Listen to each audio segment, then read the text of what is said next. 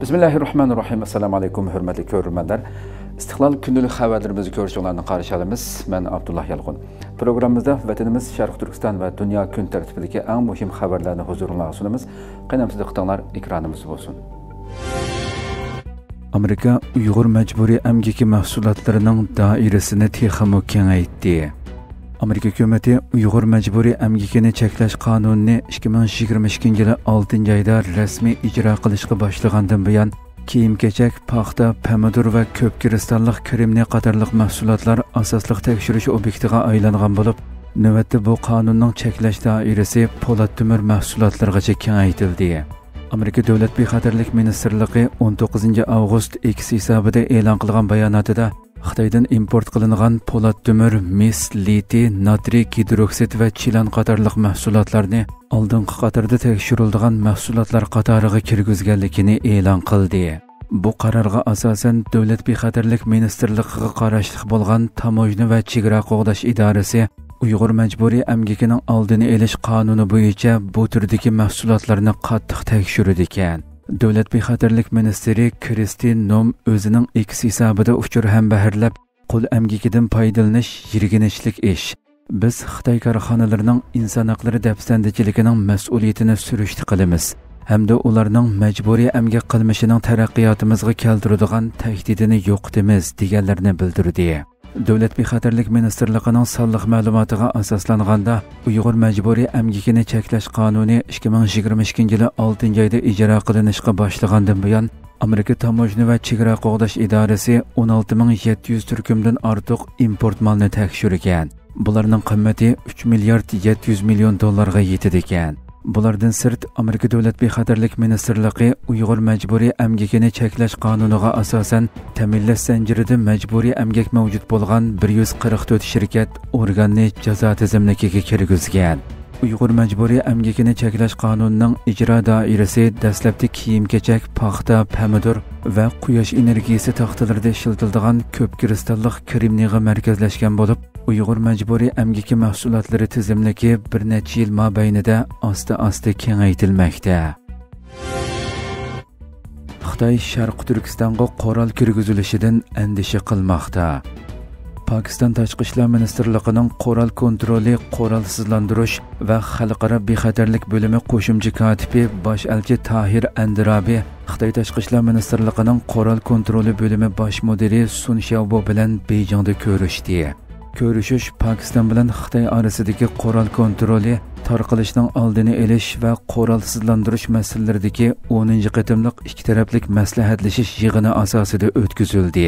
Xabarda taraflarning dunyo va rayonlik tinchlik bilan bexatarlikka munosabatlik masalalarda keng ko'lamli fikr almashtirganligi, buningdan tashqari Janubiy Osiyodagi bexatarlik ahvoli va strategik muqimlikka tahdid paydo qiladigan omillar ustida to'xtalib o'tilganligi bildirildi. Tahir Andirabi yana Xitoy qoralsizlantirish va qoral kontroli jamiyati tashkillagan yumaloq ustal yig'inida diplomatlar, mutaxassislar va akademiklar bilan ko'rishgan. Kuzatuvchilar Xitoyning Sharq Turkistonga qo'shni davlatlar bilan atalmish bexatarlik masalalari bo'yicha o'tkazgan barliq ko'rishishlarda va tuzilgan ittifoqlarda asosli maqsadning rayondagi har qanday davlatdan Sharq Turkistonga singib kirishni to'sish uchun harakat qiladiganligini, Xitoyning rayondagi davlatlarni turli jihatdan changiliga kirgizib bo'lgan bo'lishiga qaramay, hali ham eng ko'p ansiraydigan davlatlarning yanada Sharq Turkistonga chegaradosh davlatlar ekanligini bildirishmoqda. Yangi Zelandiya Xitoyning josuslik tahdidining barg'ansiri kuchayayotganligini bildirdi. Yangi Zelandiya bexatarlik istixborot idorasi 20 avgust e'lon qilgan bir istixborot dokladida Yangi Zelandiyaning yaqinqi yillardagi eng og'ir davlat bexatarligi tahdidiga duch kelayotganligini, xususan Xitoydan kelayotgan tahdidning kunsiri kuchayayotganligini ta'kidladi. Reuters agentligining bu vaqtdagi xabarida bildirilishicha, mazkur dokladda bayqalmagan josuslik faoliyatlarining davlat bexatarligiga, manfaatiga zarar yetkazayotganligi, chet el kuchlarining muhim organlarini, ul aslahalarini va ilg'or texnikalarni nishonlab, maxfiy uchurlarni o'g'irlashga urinayotganligi ko'rsatilgan. Dokladda Xitoy, Rossiya va Iran alohida tilga e'lingan bo'lib, xususan Xitoyning bu jihatda eng harakatchan ekanligi ta'kidlangan. Yangi Zelandiya istixbarat idorasining boshlig'i Andrew Hampton bu tahdidlarga astoydil muomala qilish kerakligini ta'kidlab, biz duch kelayotgan tahdid vaziyati barg'ansiri yomonlashmoqda va bizning bexatarlik kafolatimizga bevosita ta'sir ko'rsatmoqda degan. Xitoyning Yangi Zelandiyadagi bosh elchixonasi bugun bu haqda bayonot e'lon qilib, Yangi Zelandiya hukumatining yolg'on uchur tarqatib, Xitoyga tuhmat qilganligini, qora chaplaganligini da'vo qildi. Beşko'z ittifoqining a'zolaridan biri bo'lgan Yangi Zelandiya yaqinqi yillarda Xitoyning bu rayondagi kun sari zo'rayotgan ta'siri va jiddiylashayotgan vaziyatni ta'kidlab kelmoqda. Yangi Zelandiya hukumati bu yilning 5-ida yana mudofaa chiqimini oshirishga va'da bergan edi.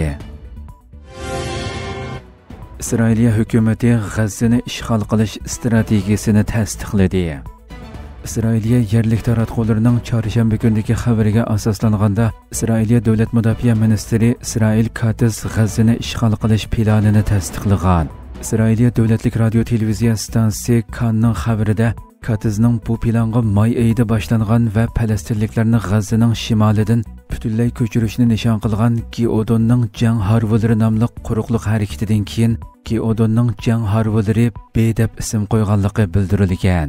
Xabarda bu planning keyinchi bexatarlik kabinetiga sunilib tasdiqlanganligi bildirilgan va plan bo'yicha hujumni ishga oshirish uchun kerakli zapas askarlarni chaqirish buyrug'i chiqariladi deyilgan.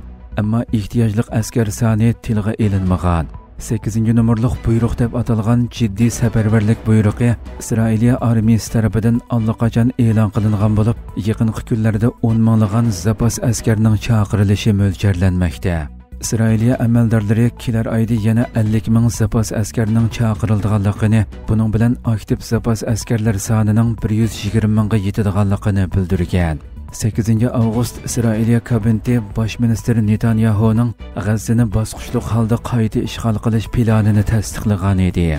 Buningga asosan Isroiliya armiyasi 11 avgust G'azzaning Zaytun mahallasiga keng ko'lamli hujum qo'zg'agan edi. Bu plan taxminan 1 million falastinlikning G'azzadan janubga majburiy ko'chirilishini, ondan shaharning qo'rshovga elinishini va o'ltiroq rayonlarga kirishini o'z ichiga oladi ekan. Hürmetli görürmelerimiz, şuna qilib bugungi xabarlarimiz mush yerda oxirlashdi.